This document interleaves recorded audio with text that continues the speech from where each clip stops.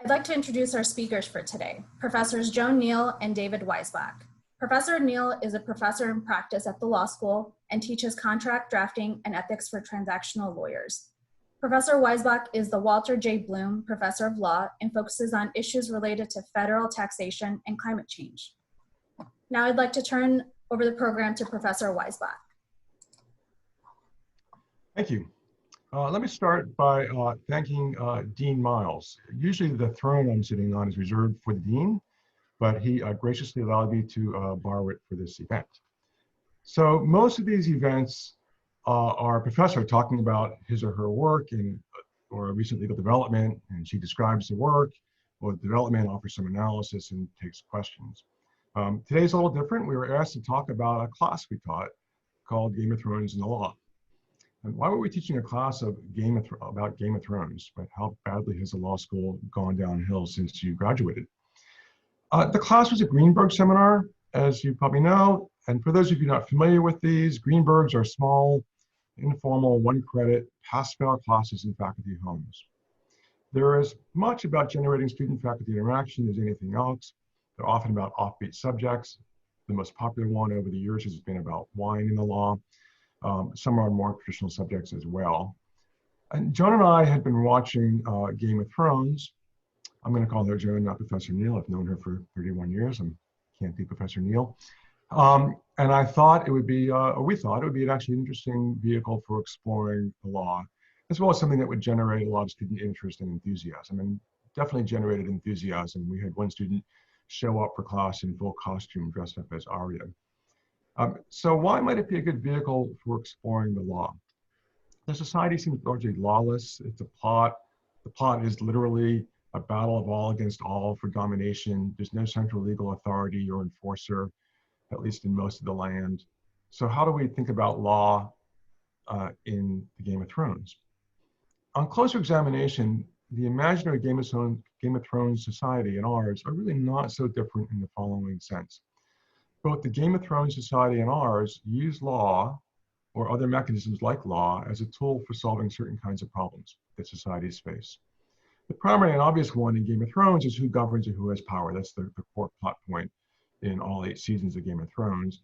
But law is also used in more mundane ways as well, for punishing bad acts, whether through criminal sanctions or otherwise. Law helps coordinate behavior. It helps businesses operate, for example, by helping with contracts or with lending.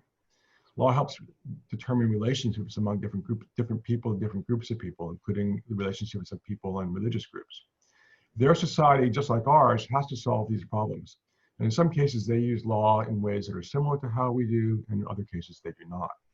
And that's how we tried to frame the course around that question. That is, we didn't ask what are the particular laws in the Game of Thrones society. We didn't try and pretend to be lawyers on a small council or lawyers to the Iron Bank or to the Night's Watch, determine actually who is the rightful heir to the throne or whether someone's violated their oath and so forth. Instead, what we asked is, how does this distinct and strange society use law to solve the sorts of problems that both they and we face?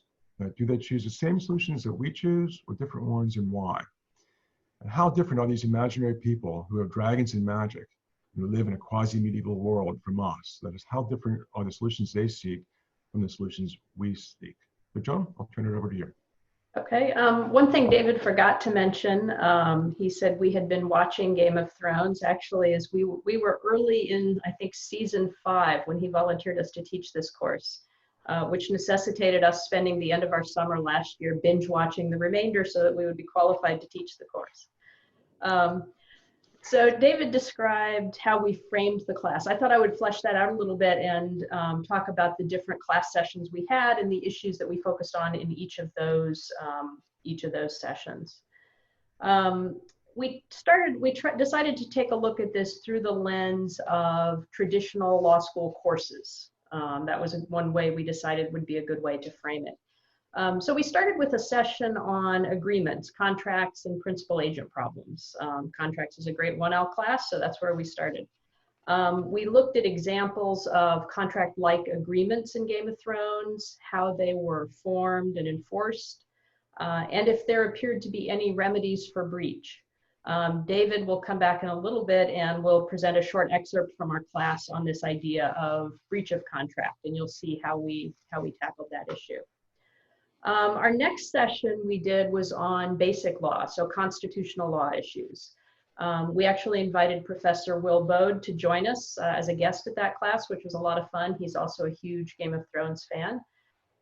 So in that class, we explored the legal relationship between the Seven Kingdoms and the Iron Throne, issues like when were elections used in this world, the relationship between church and state, those sorts of issues.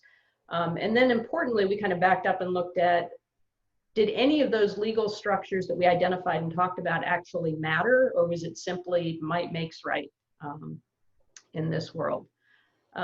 So our third session was, we decided to move on to crime and punishment, criminal law, another great law school class, right? We had for this one, Professor Richard McAdams join us as a guest.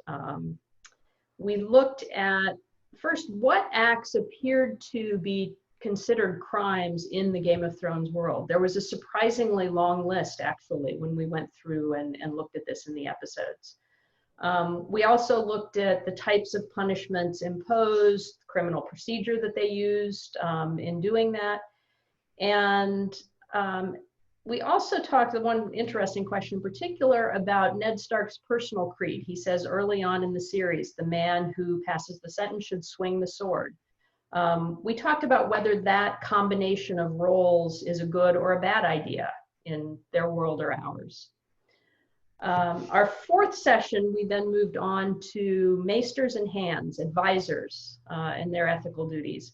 So this one looked at law through the lens of professional responsibility. There are a lot of types of advisors in the series, lots of different types. We looked at the roles that they played, at the leaders they were serving, and talked about whether they were morally responsible for the acts of their clients, the leaders they were serving.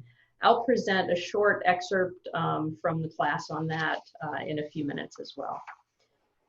In our final session, we decided to turn it over to the students, and we divided them into groups and asked them to teach short mini sessions on topics of their choice that we hadn't covered yet. One group looked at family relationships, succession, bastardy, the role of women, issues like that. A second group explored the laws of war. So they talked about justifications for the use of force, compared that to medieval Europe, if I recall. They looked at weapons of mass destruction, treatment of prisoners, treatment of civilians, and did a unit on that. The third and final group looked at cooperation in the face of a global crisis. Originally, I think they were planning to look at the White Walkers as a metaphor for climate change, but this was our final session held, I think, in April. So in light of current events, we ended up talking a lot about international cooperation in the face of a pandemic. So we could bring Game of Thrones truly into our present world. So as you can see, there was a lot of rich material in the series for exploring the same sorts of problems we're facing and trying to solve in our world. So I'll turn it back to David. He can do an excerpt from our contracts class, I believe. Okay, great. Thank you. So as Joan said, what we did is use each session to explore a topic that's important in law school. And so what I thought I'd do is spend a few minutes talking about contracts in Game of Thrones. So people in Game of Thrones need to make agreements, just like we do. They exchange things. They make promises to do things in the future in exchange for consideration today. And the question is, how do they do that in a world without a central enforcer?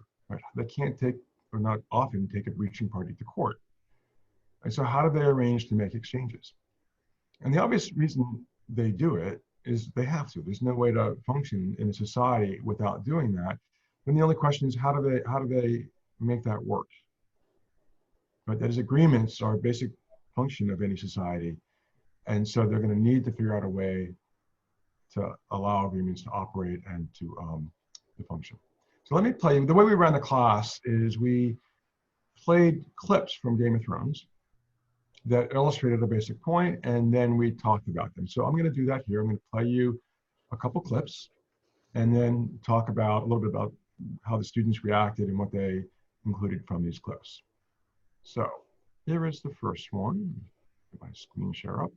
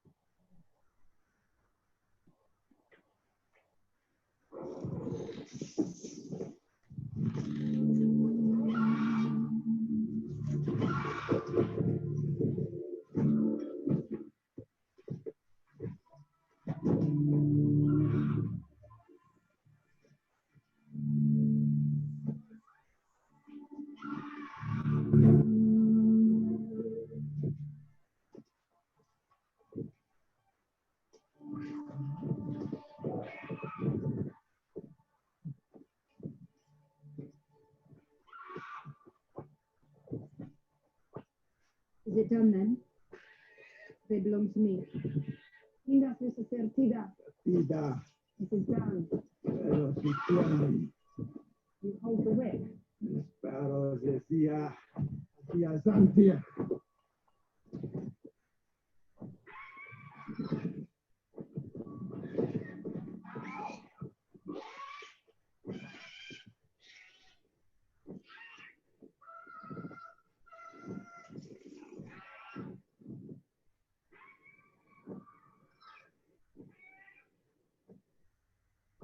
Go again!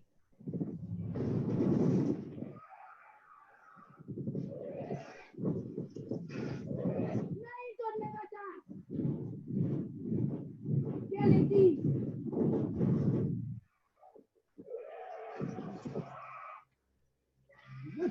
Vetra se spel, divito magi. Zadrizes guzdari stos daor. Lasci salire. Nigei tainere sel masmo en pateriole. En vanere a wepoane garexan. Valere a munio engos nui.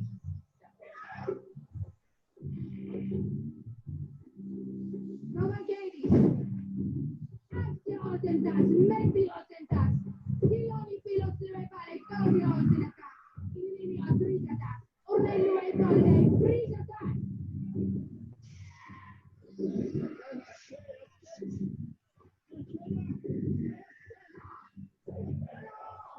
Recaris.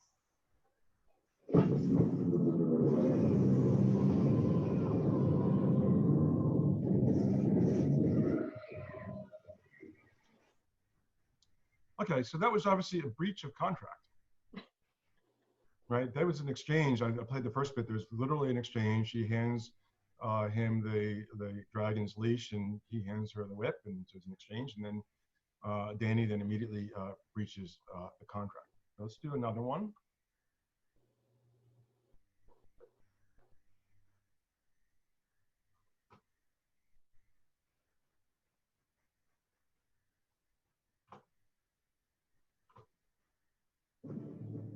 Well, what did he say?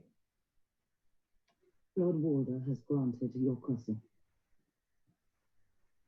His men are yours as well. Less the 400 he will keep here to hold the crossing against any who would pursue you. What does he want in return? You will be taking on his son, Oliver, as your personal squire. He expects a knighthood in good time. Fine, fine.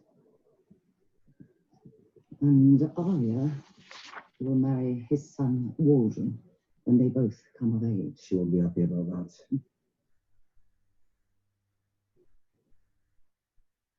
And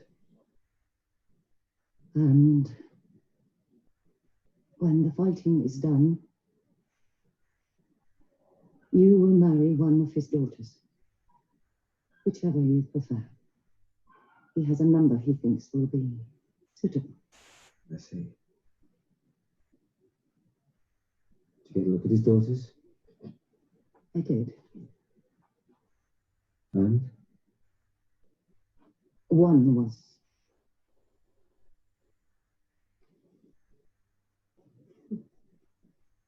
Do you consent?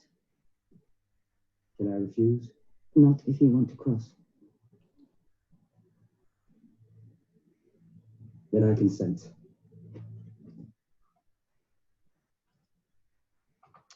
Okay, and as you know, Rob breaks that promise as well. Right. This one though, unlike Danny's, which was a spot contract, this is a futures contract, right? So he agrees to get something today, the crossing of the twins, in exchange for an action in the future, and then he breaches to, and the enforcement, as we know, is quite terrible. So these are two examples of contract breaches, and then the question for the students is, well, given that these obvious and important breaches of contract, why would anyone engage in contracts, or how do we have enforcement in this world? Now, let me give you just 10 seconds, 15 seconds. Just think about what enforcement mechanisms you would use, or you might think you would use, or that you remember from watching the show that are used in society to have contract enforcement.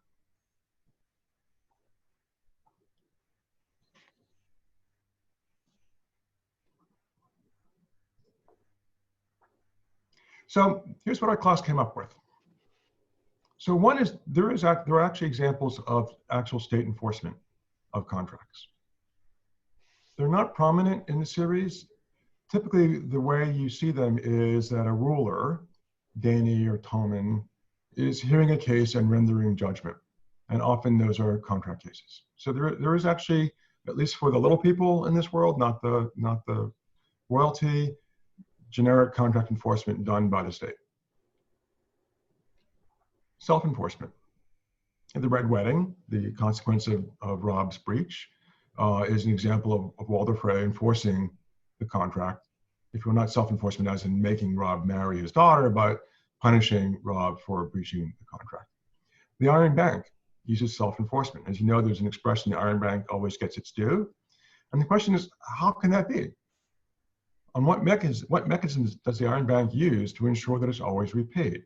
It uses a self-enforcement mechanism. The mechanism, it turns out, not on the TV series, you have to look at the books, is that it lends money to the enemy of anyone who breaches.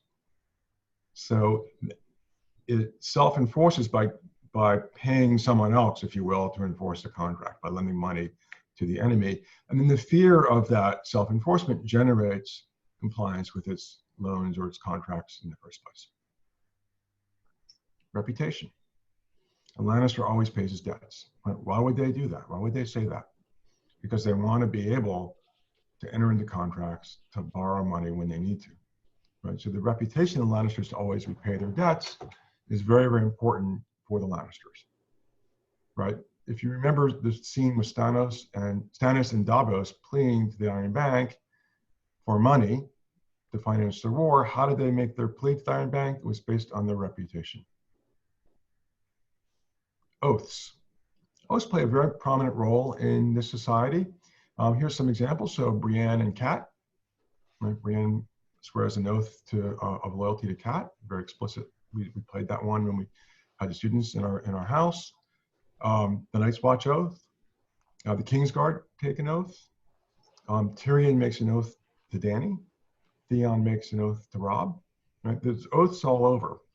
And the question then is, there are mechanisms for contract enforcement. And the question is, how are they different than a mere promise? Right? Why would someone make an oath instead of just saying, I'll do something? It's not really clear from the series. It could be that the oath is a formality, kind of like a wax stamp. You know, of old, we used to have more formal stamps for contracts.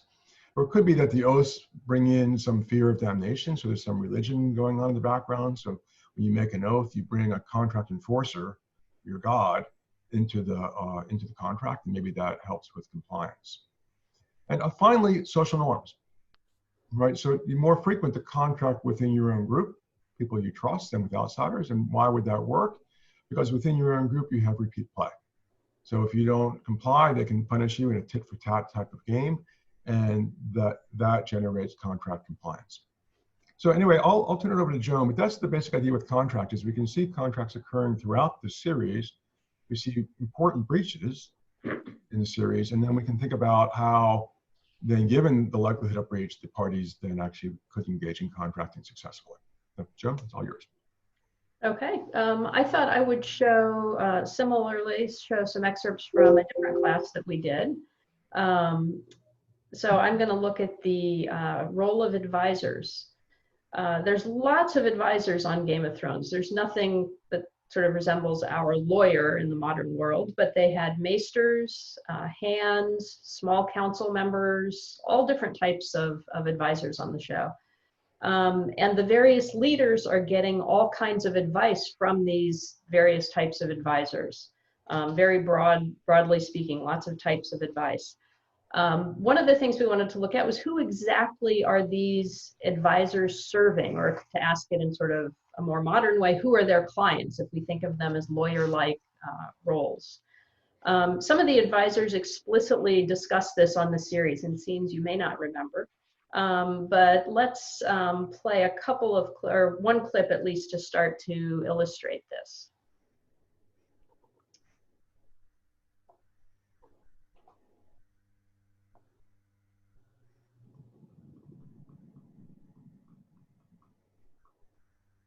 All rulers demand that people bend the knee. That's why they're rulers.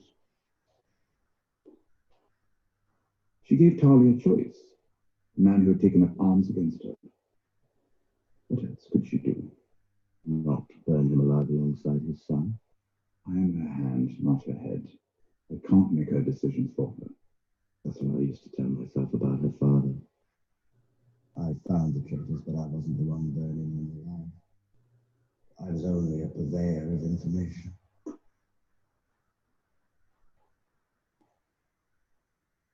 That's what I told myself when I watched them beg for mercy. I'm not the one doing it. And the pitch of their screams rose higher. I'm not the one doing it. When their hair caught fire and the smell of their burning flesh filled the throne room, I'm not the one doing it.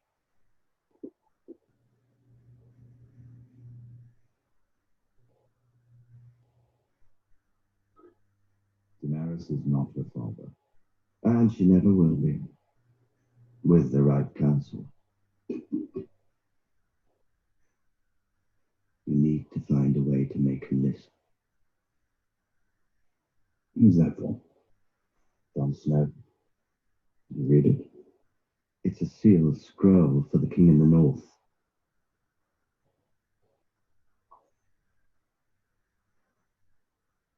What's it say? Nothing good.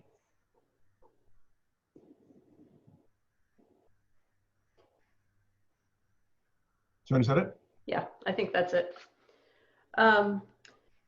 So here, Varys is certainly trying to distance himself. Can you hear me? Yeah, sorry. Oh, Varys is certainly trying to distance himself from the acts of the ruler whom he is advising, right? He says, I'm not the one doing the bad things. I give the advice, but it's not my moral responsibility. The leader is the one who's doing these bad things. Tyrion says a similar thing. I'm her, hand, not her head. I can advise her and tell her what to do, but she will do what she does, whether I agree with it or not. And that's not my responsibility. I'm giving the advice, but I'm not responsible. So there are a lot of examples of that in the show. But then that raises the interesting question. So who exactly are their clients? Who is it that they view as being the person or entity they are advising? So I wanted to watch another couple of clips on this. David, if you could back up first to that season 1 clip.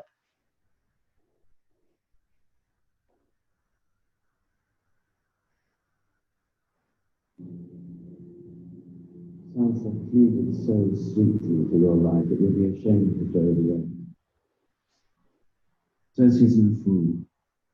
She knows a tame wolf is more use to her than a dead one. You want me to serve the woman who murdered my king, who butchered my men, who crippled my soul? I want you to serve the realm. Is that it? Yeah. And then the second clip, the continuation of the one you played before. Hold on a second.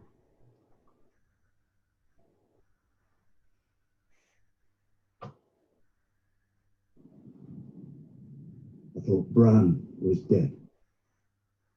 I'm happy for you. You don't look happy. Is this right clip, John? Bran saw the No, I don't think it is. army marching towards it. Yeah, I don't think we have the second one. I should. I'll look for it when you talk. Okay, so the second clip we were going to show is actually a continuation of the Varys Tyrion conversation we showed a few minutes ago, where they were talking about moral responsibility. They continue on, and Varys repeats there that he serves the realm. He does not serve the ruler, he serves the realm. So think about that in our modern world. So a lawyer serving a corporate client is generally serving the entity, the organization, the corporation, not the individual constituents of that entity, right? You're not representing the CEO or any of the other constituents, you are representing the corporate entity. In our world, lawyers are actually required to make that explicitly clear, that we are representing the organization, we are not representing you individually. In class, we talked about, Varys repeatedly, he advises Ned early on, he tells Tyrion, towards the end of the show, he certainly views his role as representing the realm, not the individual ruler. But did Varys ever make that clear to the individual rulers he was serving? Did he ever tell Dany, I'm representing the realm, not you individually as the potential queen here? Or did the rulers think that he was representing them personally? Did he allow them to think that? Certainly from a lot of scenes, which we haven't shown here, it seems quite clear Dany thought that Varys was representing and advising her personally, that his loyalty was to her personally. There's even a scene where she says to him, if you betray me, I will kill you. She viewed it as extremely personal, not institutional. So we spent a lot of time talking about the problems that created, what kinds of advice these advisors were giving, to whom they were giving it, whom they thought they were serving when they gave that advice, and if that was clear to those receiving the advice. So we had a good discussion on that. Hopefully that gives you, unless you found the clip, David, I don't think so, right? No, I don't think that clip is there. We showed the whole scene. Okay.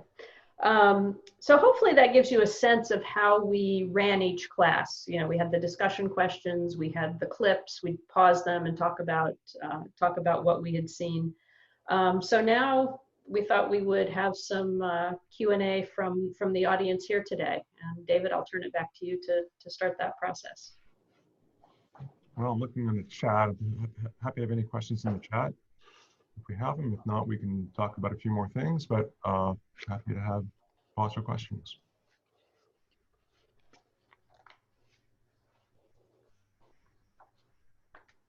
No questions in the chat yet, David. Okay, well, Jen, you want to talk about criminal law a little? You want me to talk about criminal law a little bit? Yeah, I think in the questions in advance, there were a series of questions on criminal law, including, most interestingly for a lot of folks, the trial by combat, and questions about that. I don't know, David, if you want to discuss that for a few minutes. So I just see a question about constitutional law, but let me just do briefly criminal law, and we'll talk a little bit about constitutional law and how it relates to our society. So criminal law, what's surprising about criminal law in Game of Thrones when you go through the series and kind of rewatch it is just how many crimes there are in the society. It's a pretty highly regulated society in some ways. I mean, nothing like ours with millions, hundreds of thousands of crimes, but there's quite a few. And so let me just list a few of them, and then we'll talk about some of the procedures used in enforcing these criminal laws. The first episode opens basically with crime of desertion. So Ned decapitates a soldier for running away from the Night King, like all of us would, right? He gets decapitated for that. Rape is a crime. So Tyrion remarks to Jon Snow when he's at the wall in season 1 that someone has been sent to the wall because they're convicted of the crime of rape. Murder. So Catelyn has Tyrion tried in the Eyrie for conspiring to murder Bran. Atrocities, whatever that means, but we know that Gregor Clegane, the Mountain, was sentenced by Ned Stark for committing atrocities. Treason, Ned Stark is executed for committing treason. Mutiny, so Jon's men execute mutineers from the Night's Watch. Smuggling, Sir Davos Seaworthy is guilty of smuggling. Slavery. Jorah Mormont has to leave Westeros for the crime of slavery. Spying is a crime, so Dany intercepts, finds out that Jorah was spying on him and exiles him for spying. Disobeying orders, Jon executes someone for disobeying orders on the Night's Watch. Prostitution turns out to be a crime, somewhat surprisingly, given the extent of it in the series. Perjury, incest and adultery are crimes. Homosexuality is a crime. So there's a large list of crimes in there, and also a large list of sanctions, right? So obviously execution is a sanction, banishment to the wall is a sanction, which we don't really have here, although maybe it's almost akin to England banishing people to Australia. Mutilation, so Sir Davos has his fingers cut off. There's imprisonment in Game of Thrones, and shaming, right? Obviously, when the religious groups, the Sparrows force Cersei and Marjorie to walk through King's Landing as a shaming enforcement. Right? So there's lots of crimes, lots of different enforcement mechanisms in there. And then there's the very curious thing of how they decide whether someone's guilty or not. Often it's simply a ruler. Ned Stark decides that the deserter is guilty of desertion in season 1. We don't see any sort of trial or evidence being presented, but he's decided that and executes him for it. But often there are formal trials. And so if you look at the procedures for the formal trials, maybe reserved for royalty, you can see in Tyrion's multiple trials is procedures for presenting evidence and hearing witnesses, examining the witnesses, and then trial by combat, kind of a unique thing that we don't have in our society.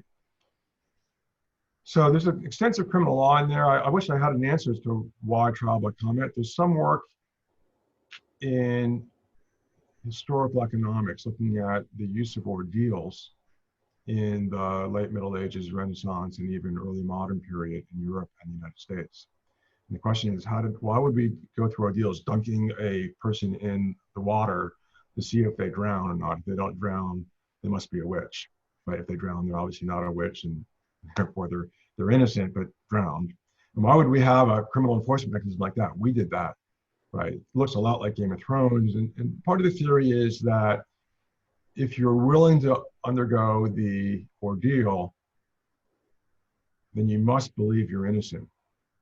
Otherwise, you would understand the ordeal would find you guilty. And then it kind of created a separation. So that basically ordeals were never actually done, or very, very rarely done, because a willingness to undergo it indicated that you were likely innocent. So they used ordeals, maybe like they used trial by combat in the society as a way of generating or figuring out who is really innocent or who is really guilty. Let's look at some of the questions here. They're going pretty fast. There's one that I was going to follow up on. Someone asked a follow-up question on the role of advisors and asked whether I would shift culpability or responsibility for, let's say, Daenerys's bad actions to her advisors. The advisors themselves were saying that's not my fault, and the question was, do I shift that culpability? If we look at our modern ethical rules, the place you have to draw a line is you can't assist a client in a crime or fraud. So, some of these things that Daenerys did, for example, were pretty clearly crimes. But you'll see in those situations, at some point, her advisors did distance themselves from her. Varys did and ended up being killed. Tyrion abandoned her. Jon killed her. Her advisors did back away from her, try to morally distance themselves when she crossed that line.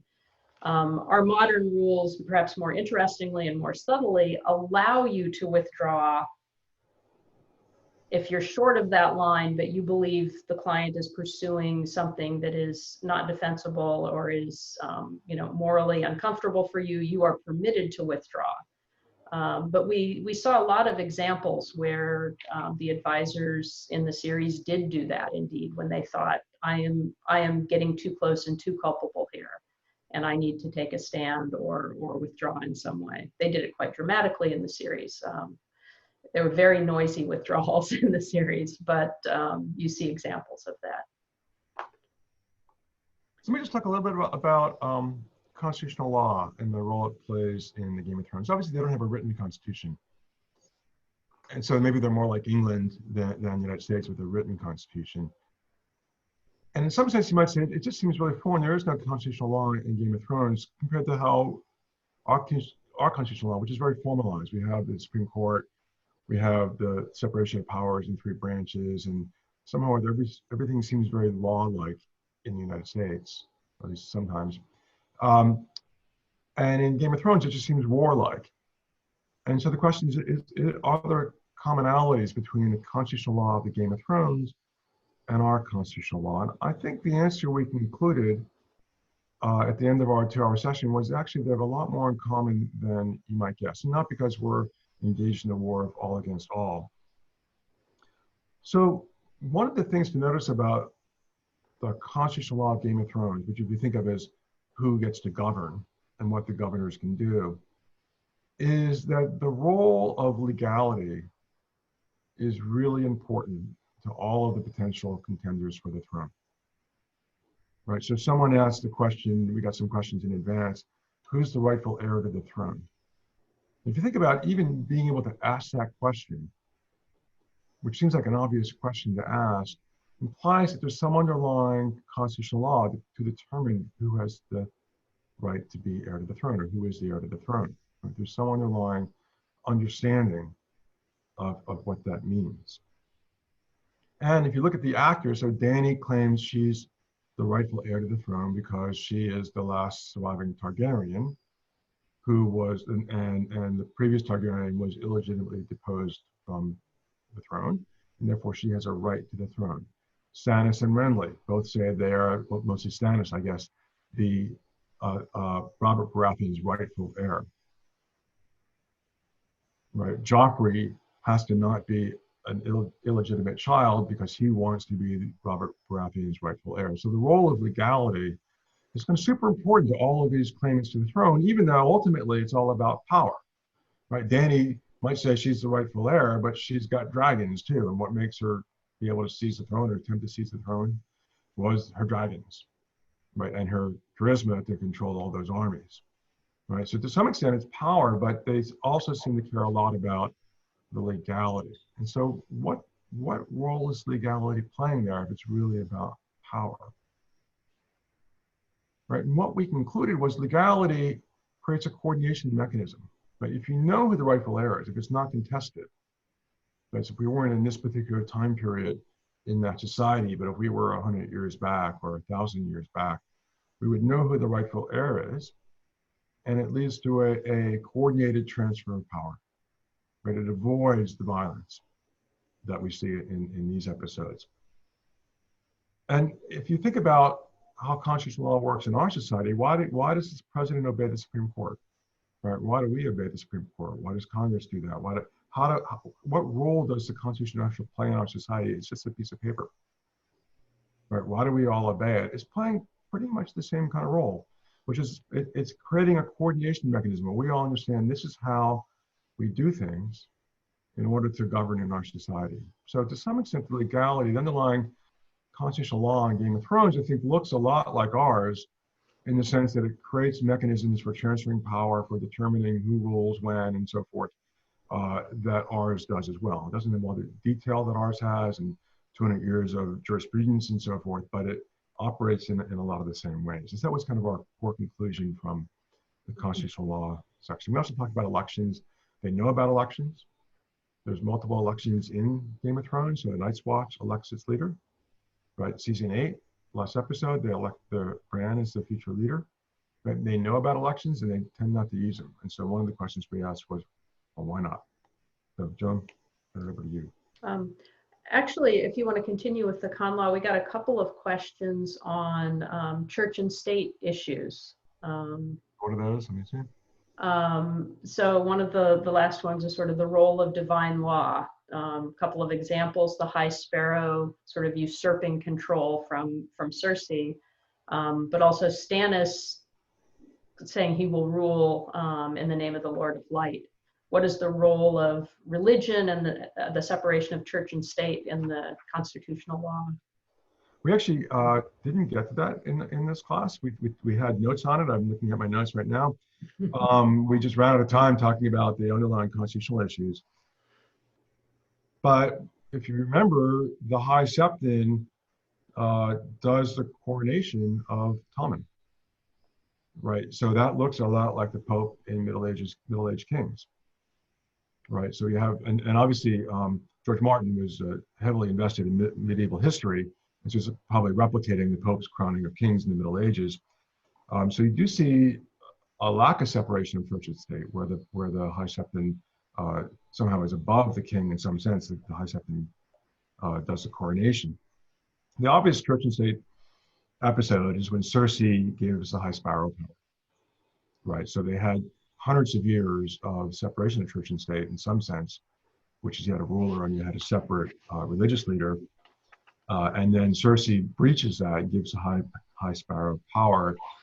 And we talked about that not so much as a religion issue, but as a principalation issue, where Cersei thinks the High Sparrow is going to do her bidding, right? So it's a contracting issue, right? She gives him this power, it's an exchange, you get power, you do my bidding, and he breaches that contract, right? He ends up arresting Cersei as well as Marjorie. He was supposed to just arrest Marjorie. So we talked about that church and state issue more as a contracting issue rather than a religious issue. I don't know if there's were there other church and state issues we talked about, Joan, that we're going to do? No, I think that was about it. I mean, our society, of course, is kind of unique in its separation of church and state. European democracies today, most of them don't have separation of church and state, right? They have much more combined systems. France has Catholic Church. Finland has the Lutheran Church. You basically have to be a member of the Lutheran Church. Everything has to be done through that church. So you have advanced democracies in today's world where there's really no separation of church and state. And so to some extent, those democracies look more like the Game of Thrones world than ours does.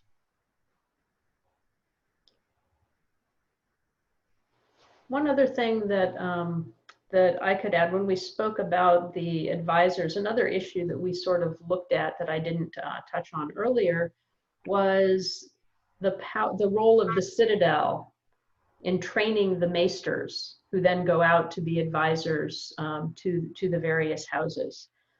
We had some clips we looked at there, but the question we sort of posed to the students is the citadel sort of like, I don't know, a law school or the bar association, who sort of somehow trains and or certifies advisors in the world, and what their purpose is in doing that. When the maesters are certified, they then go out, and it's a sign, if you're a member of one of the houses, it's a sign of the respect with which your house is invested, that they have a maester. That's a right that they like to have, because it shows their authority in the world.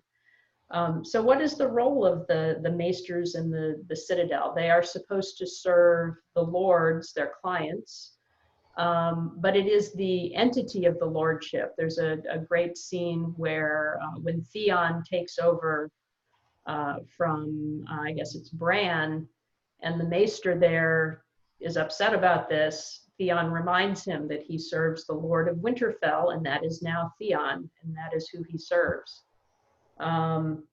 So, you know, what is the role of the citadel? And we had a great discussion with the students about that. And what are they trying to do? Are they trying to bring good advice and knowledge out to the world? Are they protecting their own monopoly on these sorts of types of advice that they're giving? So that was an interesting discussion as well. I'll say, as good as the Citadel is, it's no use Chicago Law School. Oh, someone asked, how do we have repeat play in this world of just battle? You know, everyone's fighting everyone else. I think there's a lot of repeat play. Actually, there's literally 1,000 or 2,000, 8,000 years of history from when the wall was first built. And so you think about repeat play as the bannerman. So when the Starks call their bannermen, that's a repeat play situation where those bannermen and the Starks are interacting over thousands of years, and give, you know, each one's giving the other one something else, right? So there's a long history of repeat play in each of these groups. So you have the Lannisters and their bannermen and the Starks and their bannermen, and they all interact in a way that generates net benefits. Each group does through repeat play. So I think there's a lot of not battle in this world. There's a lot of normal interactions, including things like the boundaries and loyalty, that can generate repeat play and can generate contracting. So it's, you know, if you think about it, there's a lot going on there. There's one other question here, which is judicial authority in courts. And the question is, are there any? And the answer is, I don't think there's a separation of powers the way we have, where there's an independent court. I don't think we see that in this world, but we see the ruler acting as judge, right? So we see Tommen and we see Dany multiple times sitting up on their high throne where some poor plebeian comes to plead their case in front of this ruler. And those are legal cases where the ruler is acting as a judge. So I don't think we see the same structure we have in the United States with independent courts, but you do see courts in a sense, right? Same thing with the trials of Tyrion, right? Those are courts that's the trial of Tyrion has three judges, right? It's Tywin, Oberyn, and Tommen, I believe, right? And so there's three judges in that case, but they're all kind of the ruling class, only one of them being the actual ruler. And again, you see a court-like entity rendering judgment, right? So it happens multiple times throughout the series. It just looks a little different than in our world. Right. We also, the Tyrion trial, that raises another criminal procedure issue, that Tyrion starts out being tried before this court that the ruler convened, right? It's not really an independent or neutral court, but he's being tried by this court. And then when he realizes that they have gotten false testimony against him, and he sees that, as he should have seen from the beginning, that he is not going to win this trial, he then says, I changed my mind, I want trial by combat. Sort of a remarkable criminal procedural scene, right? Like, you don't, in our world, you can't say, I want, you know, a bench trial, and then as you feel like the judge is going against you at the end, you change your mind and say, I want a jury trial. You make that election once and you can't change your mind when you see how things are going. So that was one of the lenses that we used to sort of talk about criminal procedural issues as well, sort of related issue. Someone pointed out I was wrong about Tommen. He recused himself from the trial. One of the things we found out quickly in this class is our students knew much more about Game of Thrones than we did. Many of them had read the books in quite detail, so we willingly accepted corrections throughout our classes because of our lack of knowledge of the details of Game of Thrones. And someone asked a related question: is what about all the details? Like, you know, lots of stuff isn't filled in and so forth. How do we make inferences? And the answer is we just made it up. No, the answer is we didn't really know. If we didn't know, we said that often students would have known more, having read extensively into the Game of Thrones literature. Or if we didn't know, we would just say that it seems unclear here. But there's quite a bit of detail, even in the TV series, even without reading the books, about these different legal traditions. So we didn't have to entirely make everything up. John, someone asked about the role of texts as sources of authority, which we did not talk about in class, and it's a good question. Yeah, it is an interesting question. Especially because here in this world, not that many people could necessarily read or write. Certainly the maesters had control of all the texts. The majority of the texts were at the Citadel under the maesters' control, and certainly the wealthy houses had some texts in their own private libraries. But it's not clear that everyone could read and write. So that's sort of an interesting Also, question about the role of the text. it's not clear there's very many laws that are, or any laws that are written down. We don't see, we see the Masons and Citadel with piles of books, but we don't see people referring to text to determine what the law is, right? The way we, when I give advice, I open up the tax code, have it in front of me and read it, before I talk to the client. And we don't see that text playing that same role of, written law in that society. But, there are constitutions, lots of constitutions around the world are unwritten, right? The Israeli Constitution is unwritten. The English Constitution is unwritten. They don't have a text.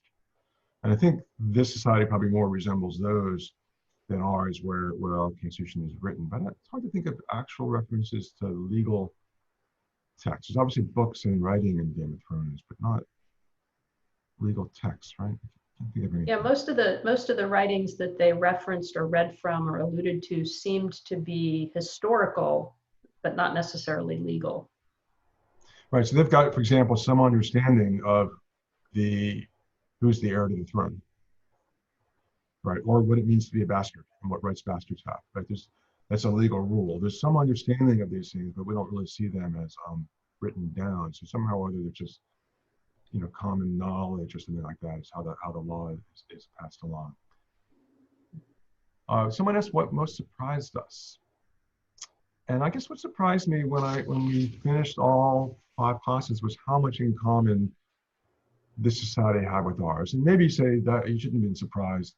After all, it was based on medieval society, right? George Martin's writing, basing this on medieval Europe. And our legal traditions grew out of medieval Europe, so we shouldn't be so surprised. But to some extent I was, because when you start, you think it's just a war of all against all.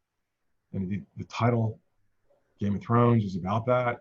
But when you look through the series, it's actually sort of surprising how many things in common that society has with ours. And I think, correct me if you disagree, Joan, the reason why is they're solving the same sorts of problems we have to solve, right? And therefore they come up with solutions that are sometimes different, but often the same.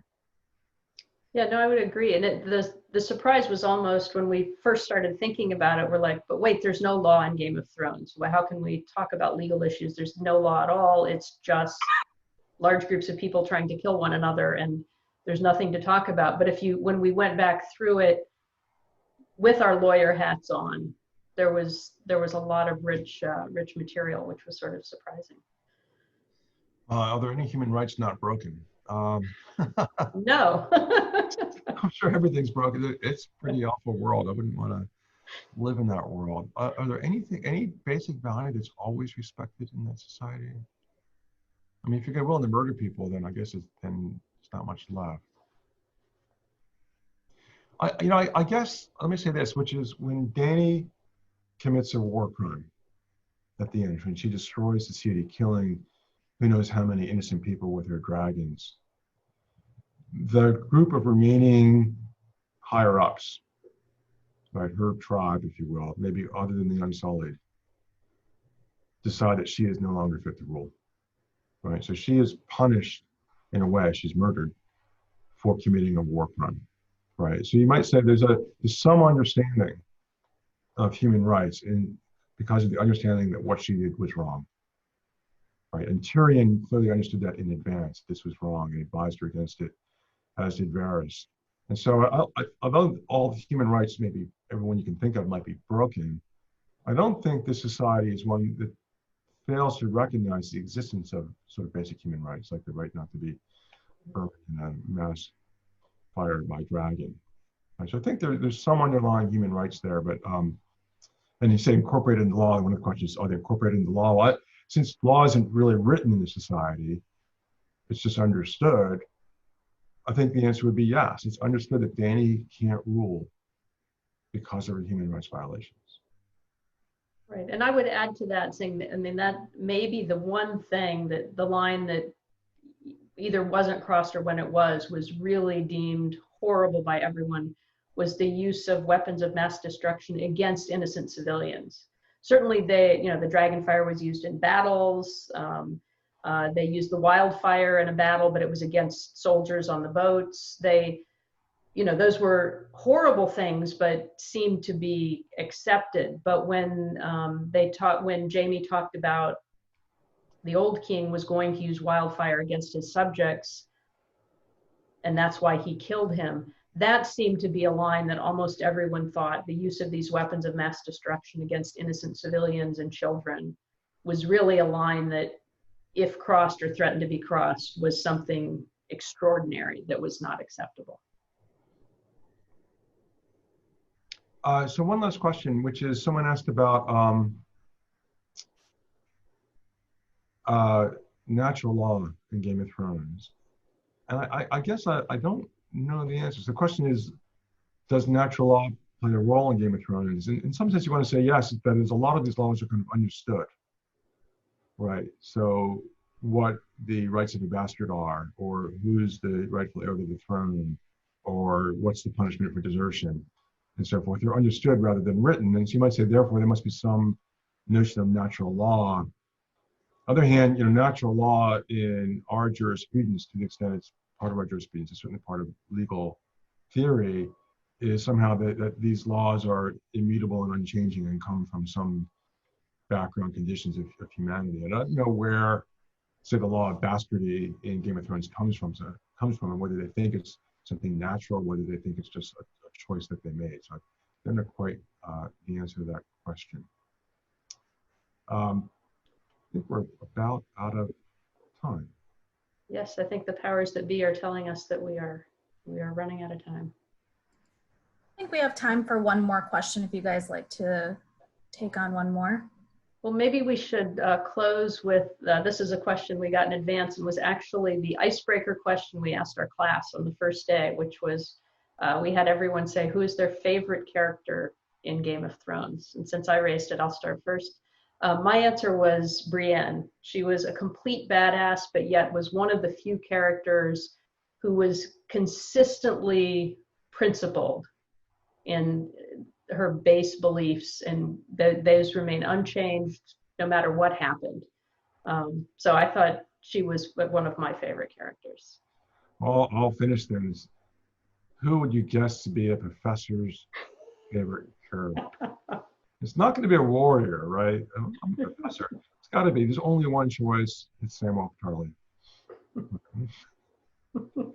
Clearly my favorite character, and he saves the world. So thank you very much, everybody. Thank you. This was fun.